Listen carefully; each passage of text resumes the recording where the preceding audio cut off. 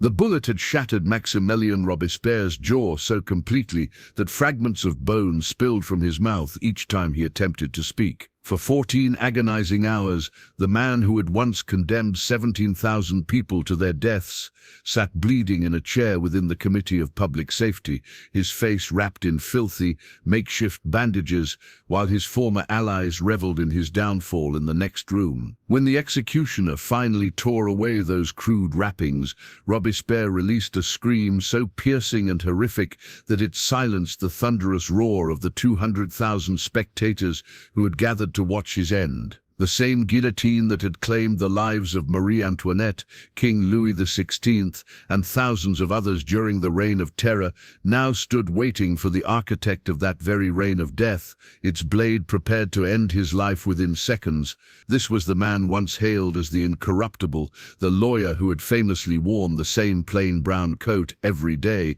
refusing bribes and gifts from foreign dignitaries, a symbol of austere devotion to revolutionary ideals. For 3 years, Robespierre had been the most feared man in France, signing death sentences with the ease and casualness that others used to sign letters, dispatching even childhood friends to the guillotine without hesitation. His signature was nothing less than a death warrant, and the mere whisper of his name in the wrong company could condemn someone to a prison cell before the next sunrise. Yet on July 28, 1794, Robespierre was no longer feared. He was reduced to nothing more than a broken and disfigured man waiting for his inevitable execution. The question lingers: how did the man who once claimed to embody the pure will of the people become despised by the very masses who had once cheered his every word? The answer lies in the 16 months that transformed a provincial lawyer into the most dangerous figure in Europe, and in the 24 hours that obliterated him. Robespierre's rise had been fueled by a single conviction that would ultimately devour him: the belief that virtue itself could and should be enforced through violence. Born in Arras in 1758, he grew up as a scholarship student of modest means, pursuing the study of law with genuine conviction, and for a time he truly believed that the French Revolution held the promise of building a perfect society. While many other revolutionaries indulged in fine wines and accepted bribes, Maximilien Robespierre lived in a cramped rented room above a carpenter's shop, leading a life of austere simplicity. He ate plain meals, worked 18-hour days, and owned little beyond his books, his modest clothing, and his unshakable conviction that only he truly understood what France needed. He never married, never fathered children, and never owned property, narrowing his entire existence to a single consuming obsession: the reshaping of France. By 1792, this obsession had hardened into a chilling conclusion. Anyone who disagreed with him was not simply mistaken, but an enemy of the people. Anyone who dared to question his methods was corrupt, and anyone who showed mercy was a traitor to the revolution. In April of 1793, Robespierre established the Committee of Public Safety, and within just 6 months, it had transformed into the most efficient killing machine Europe had ever witnessed. Each morning at 9 o'clock, the committee assembled in a chamber overlooking the Sand, and by 10 they had often decided who among their fellow citizens would be executed that very day. The numbers were staggering. Between September 1793 and July 1794, the Revolutionary Tribunal alone condemned 2,639 people to death in Paris. In Lyon, 1,880 were executed. In Toulon, 2,082, and in Nantes the horrors took on an even darker form, as prisoners were forced onto barges and deliberately sunk in the Loire River because the guillotine could not dispatch them quickly enough. For weeks afterward, bloated corpses floated downstream, drifting ashore more than 20 miles away. Entire villages complained of the overwhelming stench of death, even though many of these communities had never once laid eyes on a revolutionary soldier. Robespierre kept meticulous records, documenting each death with the precision of an accountant. His reports listed names, ages, occupations, and alleged crimes in exhaustive detail, though the charges themselves were often grotesquely absurd. A baker who charged too much for bread? Guillotine. A priest who refused to swear loyalty to the state? Guillotine. A woman who complained about food shortages? Guillotine. Even a 14-year-old boy who shouted "Long live the king" during a street fight met the same fate, guillotine. No one was spared. A nobleman so frail he could not walk to the scaffold was carried there and executed. A pregnant woman who begged only to live until her child was born was denied and executed that very day. Each morning, guards read aloud Robespierre's grim lists to prisoners crammed into cells designed for half their number, and the condemned were herded into wooden carts to be paraded through crowded streets on their way to the guillotine. As the wagons rattled along, people hurled garbage, stones, and even human waste at the prisoners. The journey from prison to scaffold lasted exactly 45 minutes, ending at the Place de la Révolution, where executioner Charles-Henri Sanson dispatched victims with ruthless efficiency. The crowd would often count down from 10, the blade would drop, a head would fall into a wicker basket, and the lifeless body would be tossed into a pit of quicklime. Robespierre himself rarely attended the executions, but he consumed every report with grim fascination. In his journal, he recorded not only the names of the condemned but also their final words, their composure, and whether they displayed sufficient remorse. When former Queen Marie Antoinette was executed on October 16, 1793, Robespierre noted that her calm demeanor was proof she had never truly grasped the suffering of the French people. When his former ally Georges Danton was executed on April 5, 1794, Robespierre scribbled coldly that Danton's last desperate pleas for mercy exposed his fundamental corruption. By early 1794, Maximilien Robespierre was visibly unraveling. He slept no more than 3 hours a night. A nervous tic made his left eye twitch uncontrollably during speeches, and he rarely appeared in public except for official ceremonies. When he did speak, his voice had grown high and shrill. Committee members began to notice him muttering to himself during meetings, arguing with invisible adversaries, and sometimes laughing at jokes no one else heard. The landlord's daughter later testified that she often heard him pacing through the night, rehearsing speeches to empty chairs. He started carrying a loaded pistol everywhere, even into committee meetings, placing it on the table beside his papers, and his handwriting, once neat and exact, deteriorated into erratic, nearly illegible scrawl. Documents from those final months are marred with ink blots, words repeatedly scratched out, and margins filled with senseless doodles. In his private diary he repeated the same phrase, "The Republic of Virtue will triumph," over and over, sometimes 50 times on a single page. Then came the law of 22 prairial. Under this decree, trials could last as little as 15 minutes. Defendants were denied legal counsel, and the only possible verdicts were acquittal or death. Once the law passed, executions tripled overnight, rising from about 5 a day to 15. But this was the moment Robespierre had gone too far. His colleagues finally grasped that if he were not stopped, their own names would sooner or later appear on his lists. A secret meeting was arranged. Joseph Fichet, Paul Barras, and Jean-Lambert Tallien gathered to plan what they called the necessary action. They understood they had but one chance. If they failed, Robespierre would have them executed within 24 hours. If they succeeded, they might save themselves and bring the terror to an end. The plan was brutally simple: convince enough members of the National Convention that Robespierre intended to arrest them all, then strike before he had the chance to act. July 27, 1794, began like any other day in the long nightmare of the terror. Robespierre rose at 5 in the morning, read through provincial reports, and prepared a speech in defense of his policies. He had no inkling that 43 members of the convention had already signed a secret pact to denounce him the moment he entered the chamber. At noon, dressed in his trademark blue coat and powdered white wig, he strode confidently into the Tuileries Palace, certain that his unmatched rhetoric and aura of moral authority would once again silence opposition as they always had. But this time was different. The moment Robespierre rose to speak, a storm of shouts erupted from every corner of the hall. For the first time in 3 years, the deputies of the convention openly defied him. "Down with the tyrant," one voice thundered. "You are the enemy of the people. cried another. Robespierre tried to reply, but his words were drowned beneath a deafening chant that shook the chamber.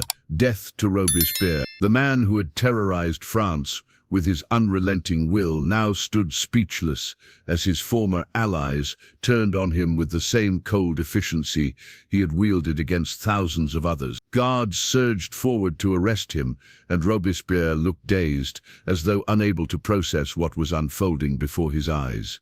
"You cannot arrest virtue," he shouted desperately as they seized his arms.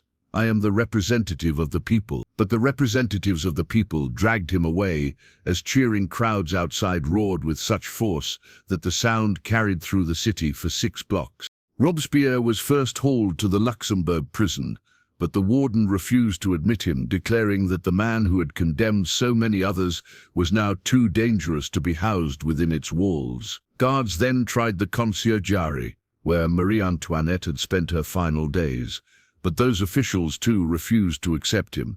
For 3 humiliating hours, Robespierre was dragged from prison to prison, rejected at every gate. He protested bitterly the entire time, insisting that his arrest was illegal and demanding to be brought before the Committee of Public Safety. Yet no one paid him any heed. At last he was taken to the Hôtel de Ville, where his brother Augustin and a small group of loyal supporters had gathered in a desperate attempt to mount a rescue. Inside, Robespierre began drafting what he believed would be his final, impassioned speech, an urgent defense of his actions, which he convinced himself would rally the citizens of Paris to his cause. In his mind, the people would rise for him just as they had once risen against the king. But when his allies attempted to march on the convention, they discovered the streets were eerily empty. The sans-culottes, who had once followed him with near fanatical devotion, now stayed behind their doors, silent and unmoved. The National Guard quickly dispersed the handful who did appear, encountering almost no resistance. By 2 o'clock in the morning, it was clear that the rescue had collapsed entirely. The man who had claimed to embody the will of the people was forced to face the truth. The people no longer cared to listen. Around 3 a.m. on July 28th, forces loyal to the convention stormed the Hôtel de Ville. In the chaos that followed, a gunshot suddenly rang out from the room where Robespierre sat hunched over his draft. Witnesses later gave conflicting accounts of what had transpired. Some swore he had attempted suicide.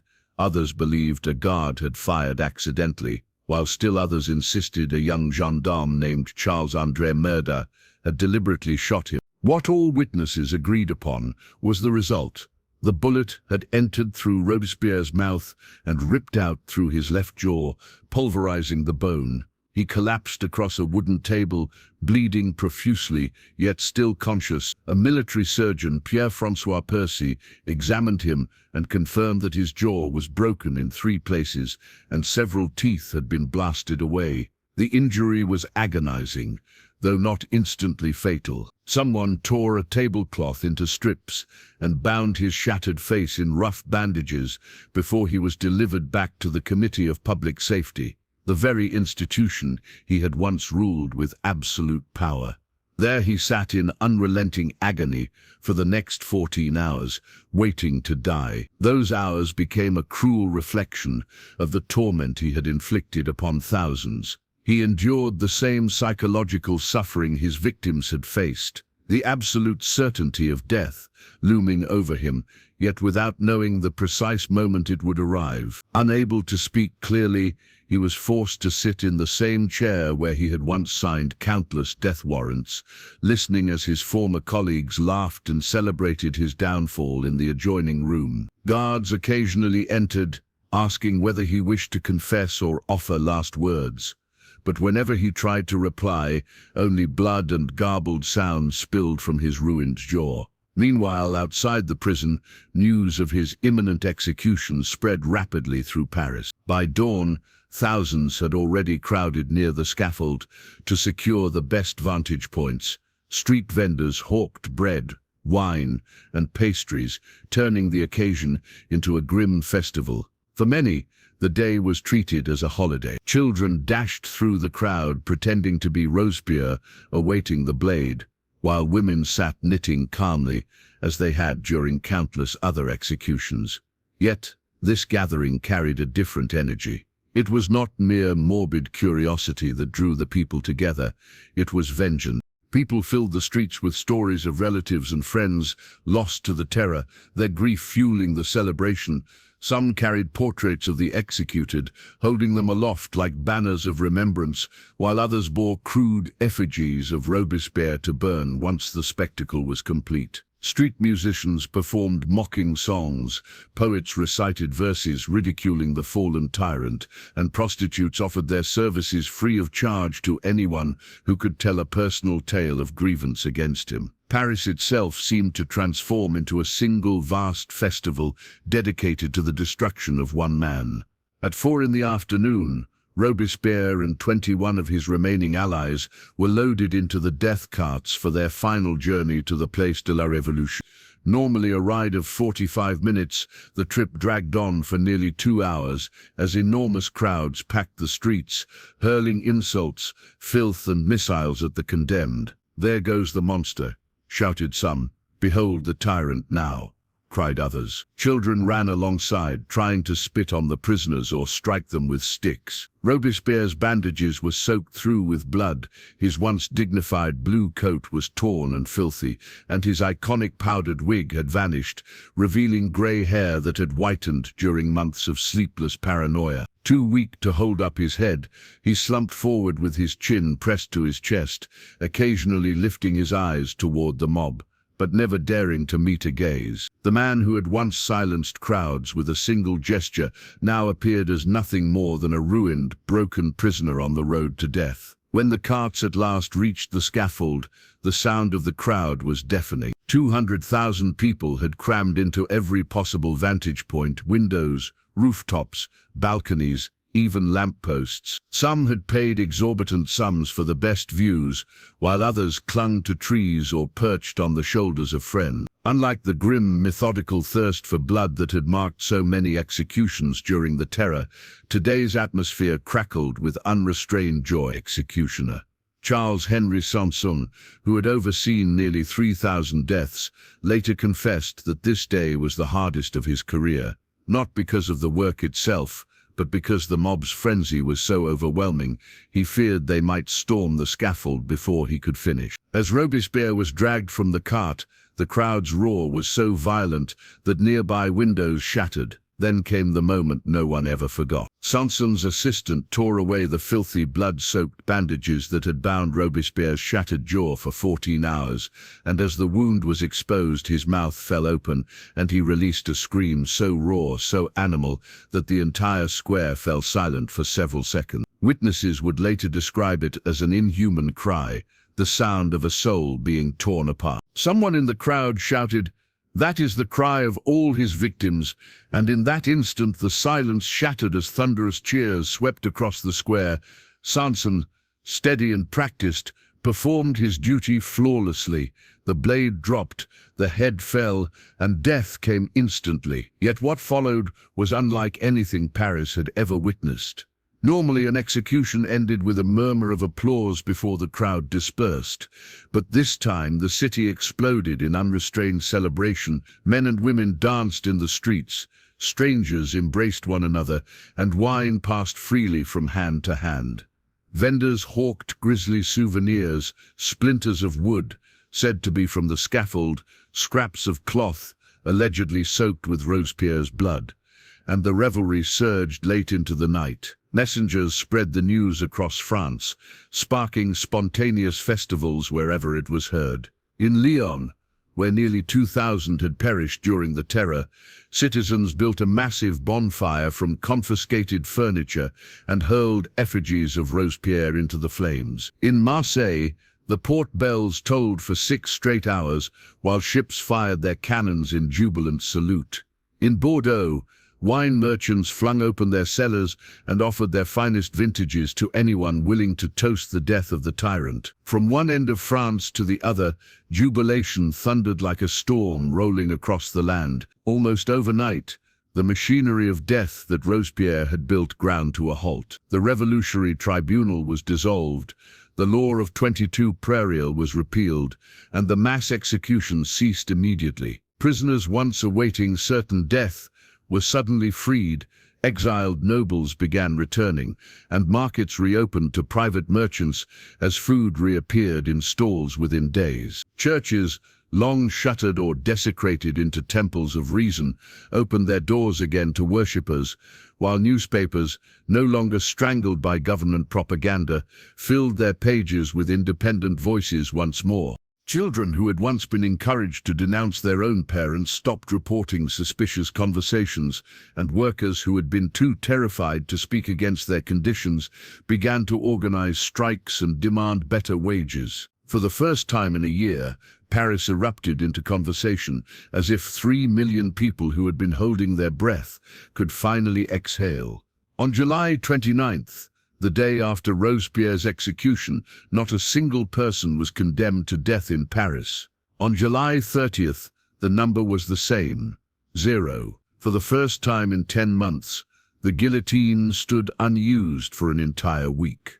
The prisons, once crammed far beyond capacity, emptied so rapidly that guards were left bewildered by the sudden surplus of space.